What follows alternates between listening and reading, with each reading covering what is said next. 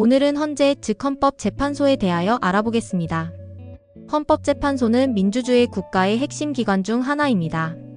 우리 헌법을 지키고 국민의 기본권을 보호하며 국가 권력의 균형을 유지하는 데 아주 중요한 역할을 합니다. 조금 차근차근 설명드릴게요. 1. 헌법재판소란 무엇인가요? 헌법재판소는 대한민국 헌법을 기준으로 국가의 법과 제도, 공권력의 행사 등을 심사하고 판단하는 기관입니다. 쉽게 말해 이게 헌법에 맞는지, 헌법 정신에 부합하는지를 판단하는 최종 수호자죠. 일반 법원이 법률을 해석하고 적용하는 것이라면 헌법재판소는 헌법 그 자체를 해석하고 위헌 여부를 판단합니다. 2. 왜 필요할까요? 헌법은 모든 법 위에 있는 최고의 법입니다.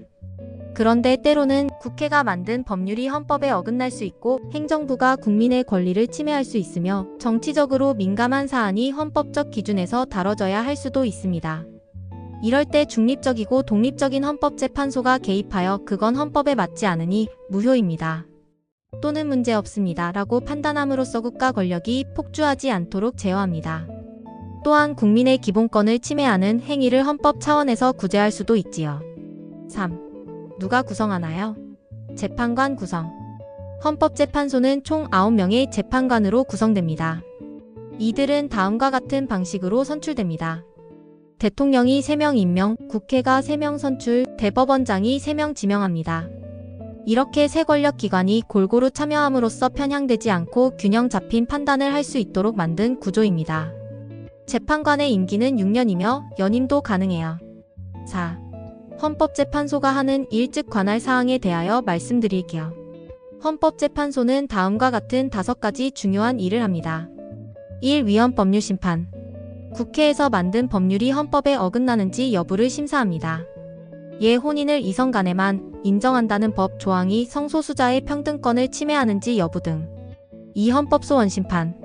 국민이 공권력에 의해 기본권을 침해당했을 때 이건 헌법에 위반된다며 헌법재판소에 직접 구제 신청을 할 수 있습니다.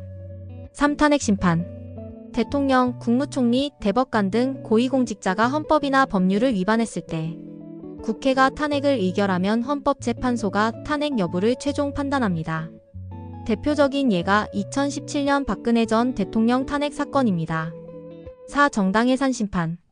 어떤 정당이 민주주의를 파괴하려 한다면 정부가 그 정당의 해산을 청구할 수 있고 헌법재판소가 이를 판단합니다. 대표적인 예가 통합진보당 해산 사건입니다. 5. 권한쟁의 심판.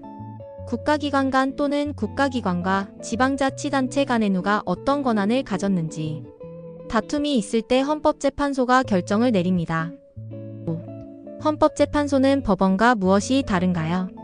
일반 법원은 법률을 가지고 판단하고 헌재는 헌법을 가지고 판단합니다. 일반 법원이 분쟁을 해결하는 것이라면 헌재는 위헌 판단과 기본권 보호를 판단합니다. 일반 법원이 사법부라면 헌재는 독립기관입니다.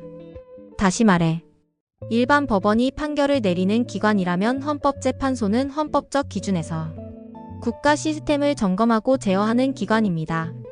6. 국민과 어떤 관련이 있나요? 국민 입장에서 헌법재판소는 내 기본권을 지켜주는 최후의 보호막이라고 할 수 있어요. 만약 내가 어떤 법 때문에 심각한 불이익을 당했다면 위헌 심판 요청 가능하고 경찰, 교육기관, 병원 등 국가기관의 부당한 조치로 피해를 입었다면 헌법소원 가능하며 정당이 위험한 방향으로 움직인다면 정당해산 심판으로 견제 가능합니다. 헌법재판소는 이런 상황에서 국민이 국가 앞에서도 당당할 수 있게 해주는 민주주의의 안전벨트라고 볼 수 있습니다. 네, 그렇습니다. 대한민국 헌법재판소는 단순한 법률기관이 아니라 국가 권력의 남용을 막고 국민의 권리를 보장하며 헌법 정신이 살아 숨쉬도록 돕는 기관입니다. 우리 헌법 제1조 2항이 말하듯 대한민국의 주권은 국민에게 있고 모든 권력은 국민으로부터 나온다. 그 말을 실질적으로 실현하게 해주는 기관이 바로 헌법재판소인 것입니다. 그러니 이 기관에 대한 이해는 우리가 국민으로서 스스로를 지키는 방법이기도 합니다.